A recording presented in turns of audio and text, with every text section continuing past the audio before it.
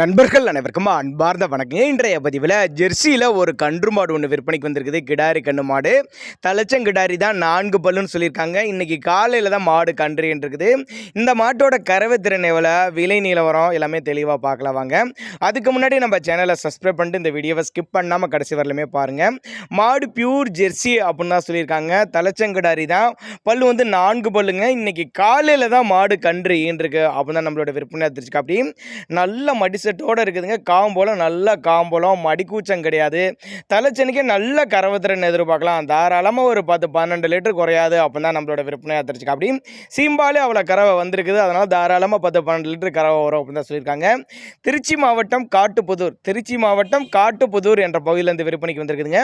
தமிழ்நாடு பூரா டெலிவரி வசதி பண்ணி கொடுத்தலாம் அப்படின்னு தான் நம்மளோட விற்பனையாக தெரிஞ்சுக்க. அப்படி நேரில் வந்து மாட்டையும் கண்ணி பார்த்து செக் பண்ணி ஓட்டிக்கனாலும் ஓட்டிக்கலாம். இல்லைன்னா எனக்கு கான்டாக்ட் பண்ணி டிரான்ஸ்போர்ட் வசதியோடு பண்ணி கொடுத்துருங்கனாலும் நம்ம பண்ணி கொடுத்துடலாம் அப்படின்னாங்க நம்மளோட விற்பனையாக தெரிஞ்சுக்க. அப்படி தேவைப்படும் நபர்கள் மட்டும் தாராளமாக அவரோட கான்டாக்ட் நம்பர் டிஸ்பிளே கொடுத்துருக்க தொடர்புங்க.